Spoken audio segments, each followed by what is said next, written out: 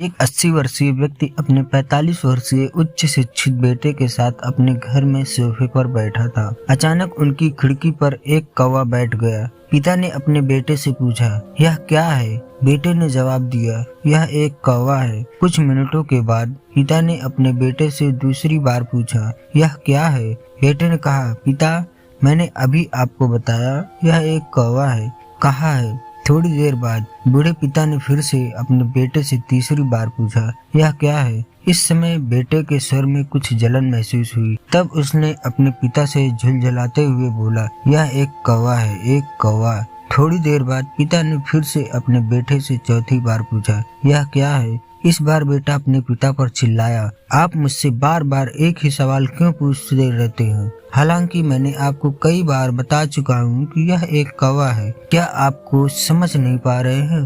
थोड़ी देर बाद पिता अपने कमरे में गए और एक पुरानी डायरी लेकर वापस आए, जिसे उन्होंने अपने बेटे के जन्म के बाद से बनाए रखा था। एक पेज खोलने पर उन्होंने अपने बेटे को उस पेज को पढ़ने के लिए कहा। जब बेटे ने इसे पढ़ा तो निम्नलिखित शब्द डायरी में लिखे गए थे, आज मेरा 3 साल का छोटा बेटा सोफे पर मेरे साथ बैठा था, जबकि खिड़की पर एक कौवा बैठा था। मेरे बेटे ने मुझसे 23 बार पूछा कि यह क्या है, और मैंने उसे 23 बार जवाब दिया कि यह एक कौवा था। मैंने उसे हर बार प्यार से गले लगाया और उसने मुझसे 23 बार फिर से वही सवाल पूछा। मुझे इस बात से बिल्कुल भी चिढ़ नहीं हुई कि मैंने अपने मासूम बच्चे के लिए प्यार महसूस किया है, जबकि छोटे बच्चे ने मुझसे 23 बार पूछा, यह क्या है? पिता को 23 बार पूरे सवाल का जवाब देने में कोई जलन महसूस नहीं हुई, और आज जब पिता ने अपने बेटे से सिर्फ 4 बार यही सवाल पूछा तो बेटे को चिढ़ और गुस्सा महसूस हुआ।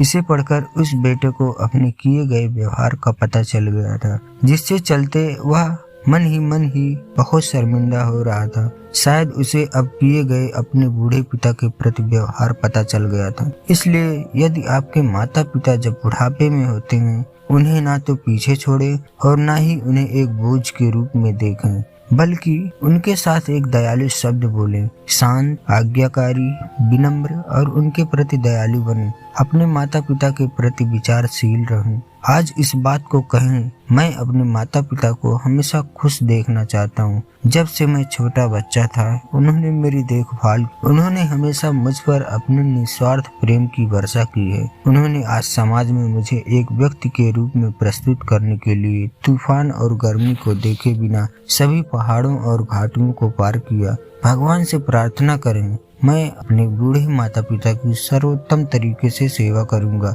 मैं अपने प्यार माता पिता को सभी अच्छे और दयालु शब्द कहूंगा, चाहे वे कैसे भी व्यवहार करें। दोस्तों, यह कहानी आपको कैसी लगी कमेंट बॉक्स में जरूर बताइए। धन्यवाद।